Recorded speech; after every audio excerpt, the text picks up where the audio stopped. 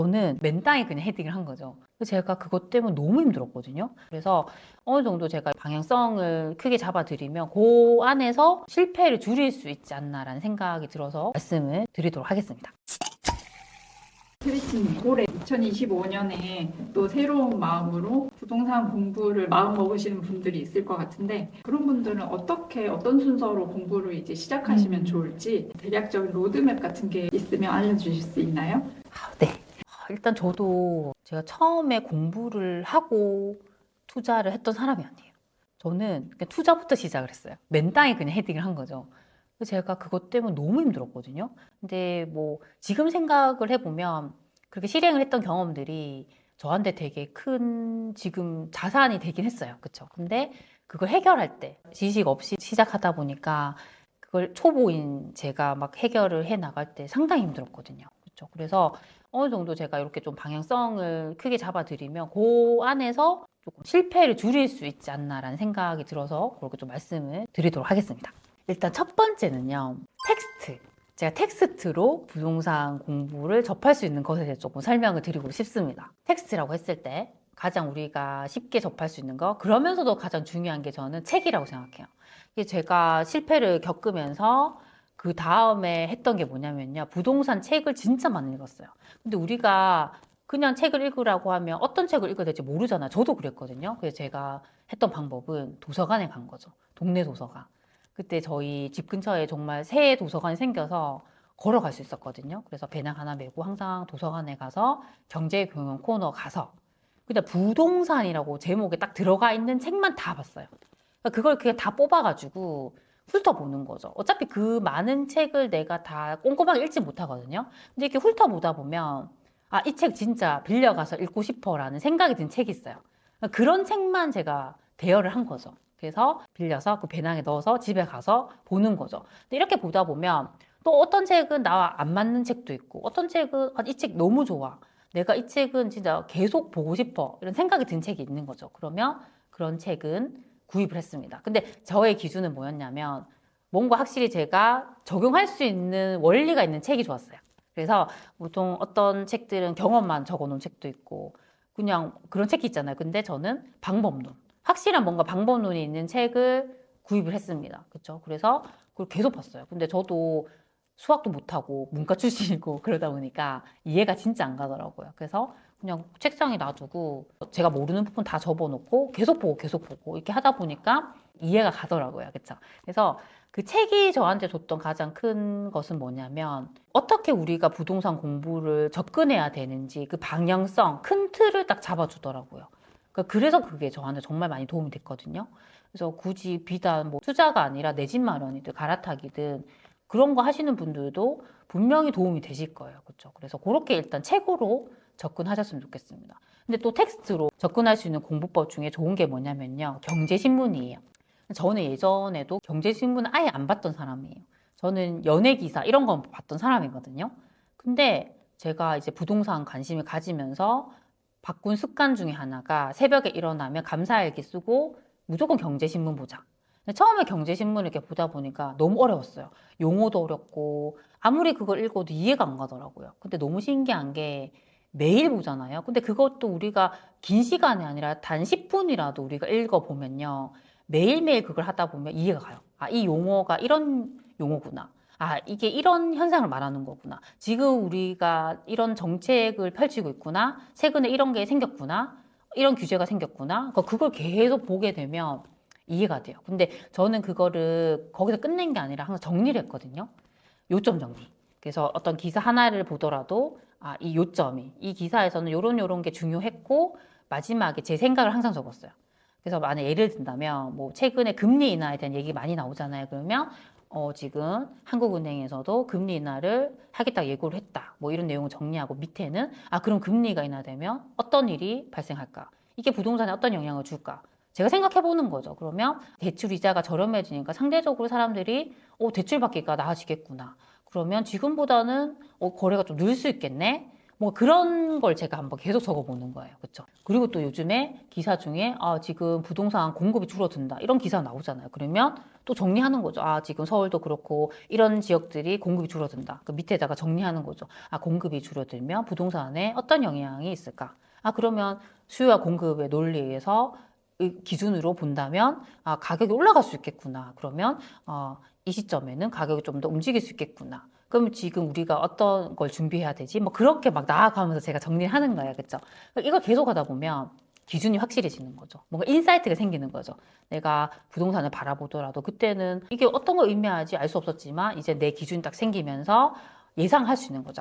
이게 이런 현상으로 영향을 줄 수 있겠구나. 이렇게 바뀔 수 있겠구나. 그러니까 그렇게 제가 조금 더 예견을 할 수 있더라고요. 그렇죠? 그래서 그렇게 우리가 공부를 좀 텍스트로 접근하시면 너무 좋을 것 같습니다.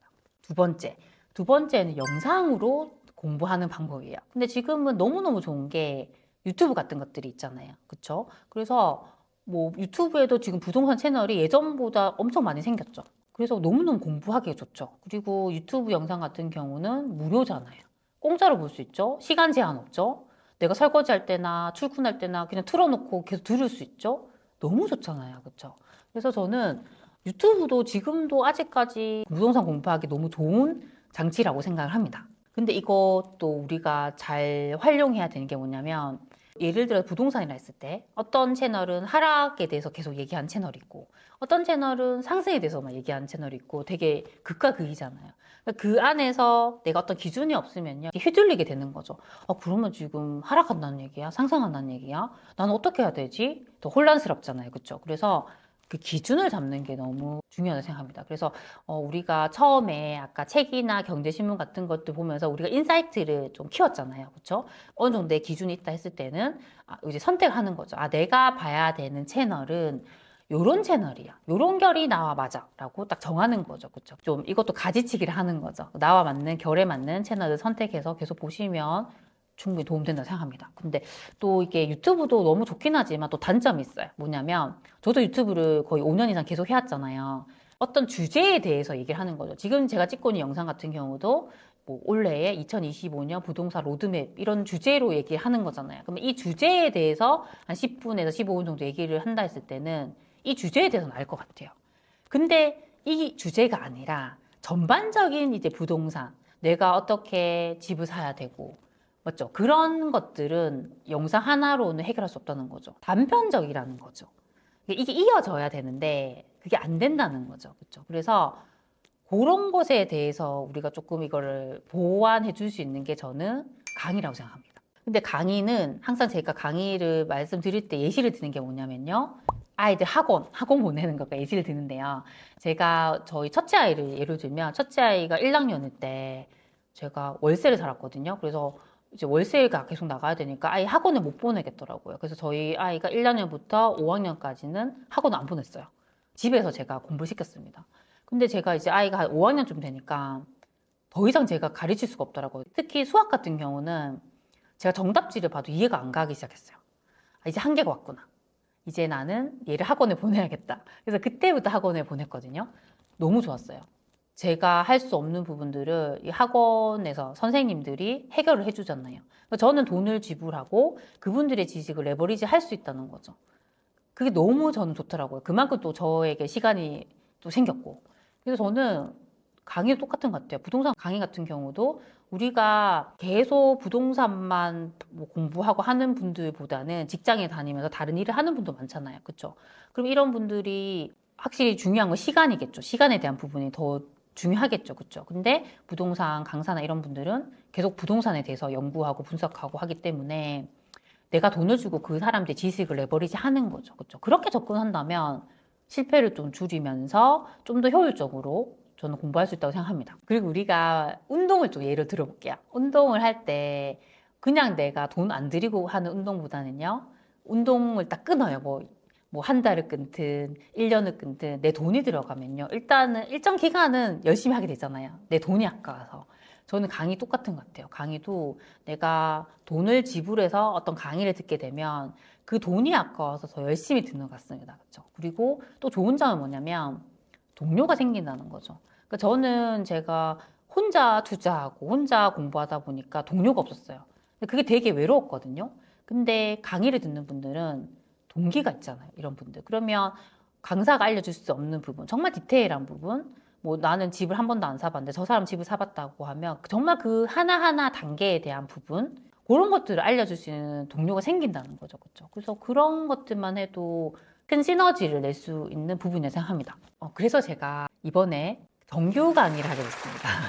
제가 2025년 상반기 정규 강의를 런칭을 했습니다. 그래서 제 강의에 대해서 조금 소개를 해드리려고 합니다. 제 강의 제목은 지금 꼭 사야 할 저평가 신축 찾는 법에 대한 강의입니다. 강의 커리큘럼에 대해서 조금 간단하게 설명을 드리겠습니다.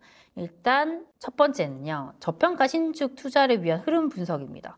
현재 부동산 분위기가 어떤지, 왜 신축이 좋은지 말씀을 드리고요. 지금 보면 좋을 지역들, 제가 13개의 지역에 대해서 급지표를 다 만들었습니다. 그리고 그런 곳에 집을 산다 했을 때 투자금이 얼마 정도 드는지 말씀을 드렸고요. 그런 것들이 현재 저평가되어 있는지 알 수 있는 방법들 다 정리를 했습니다. 두 번째 강의에서는 제가 입지에 대해서 구체적으로 분석을 했습니다. 서울에서는 2개의 구를 분석하고요. 경기도 4개 지역, 총 6개의 지역을 제가 분석을 했습니다. 그 지역들의 입지 지도 다 만들었고 거기서 상세하게 아파트별로 우선순위를 제가 다 정했습니다. 그래서 뭐 학군이나 학원가, 상권, 교통, 일자리, 호재 다 분석을 했습니다. 세 번째 강의에서는 제가 신축이 될 수 있는 분양권 투자에 대한 전반적인 실전 팁에 대해서 다 넣었습니다. 이것만 보셔도 분양권 사시는 데 있어서 정말 수월하게 살 수 있다고 생각을 합니다. 네 번째 강의에서는 지금 꼭 봐야 하는 전국 분양권에 대해서 다 분석을 했습니다. 그래서 지금 현재 거래할 수 있는 서울 수도권, 지방 광역시에 있는 분양권들, 제가 해보니까 한 186개 정도 되더라고요. 그래서 그 분양권들 하나하나 주변 신축가 가격이 적정한가 다 판단하고 이걸 샀을 때 투자금이 얼마가 들고 안전마진이 얼마 정도 있는지 제가 다 분석을 했습니다. 그리고 다섯 번째에서는 지금 무주택자, 1주택자인 분들에 대한 구체적인 솔루션들을 제가 다 넣었고요.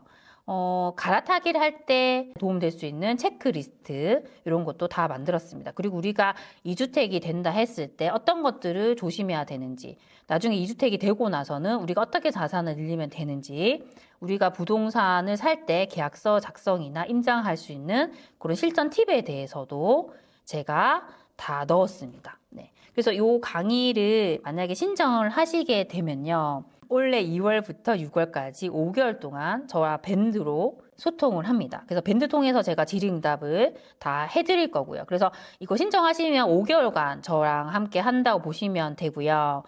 재개발, 재건축, 투자금 계산할 수 있는 엑셀 양식, 분양대금, 정산 서식, 그리고 뭐 임장에 관련된 그런 양식들, 집 살 때 호구 안 되는 체크리스트, 상급지 갈아타기 체크리스트, 그런 서식들 다 드리도록 하겠습니다. 네, 그래서 혹시 또 추가적으로 제 정규 강의에 대해서 궁금하신 분들은 제가 상세 설명란과 고정 댓글로 링크를 남겨놓겠습니다. 그거 보시면서 확인을 하시면 좋을 것 같습니다. 그리고 마지막으로요, 제가 하나를 더 말씀드릴 게 있습니다. 그게 뭐냐면요, 제가 어떻게 텍스트로 우리가 부동산 공부를 하고 영상으로 공부하고 말씀드렸죠. 마지막으로 가장 중요한 게 아웃풋을 하는 거라 생각합니다.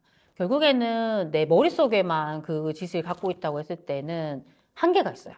그걸 내뱉어야 되는 거죠. 그래서 그걸 하기 가장 좋은 게 우리가 블로그, 글로는 블로그로 할 수 있죠. 영상으로는 유튜브로 할 수 있죠. 그걸 하다 보면요, 정리를 하게 되는 거죠. 나만 알고 있을 때는 대충대충 할 수 있지만 누군가에게 알려준다 했을 때는 정리를 하게 되고 더 찾아보게 되고 이게 진짜 맞는지 확인하게 되죠. 그 과정을 통해서 더 훨씬 성장할 수 있거든요. 그래서 마지막으로는 아웃풋을 꼭 해 나가셨으면 좋겠습니다. 그래서 오늘은 2025년 부동산 로드맵에 대해서 전반적인 방향성에 대해서 제가 좀 설명을 드렸습니다. 오늘 제가 말씀드린 것들이 우리 소치님들에게 조금이라도 도움이 되셨으면 좋겠습니다. 그럼 우리 다음 시간에 만나요. 안녕!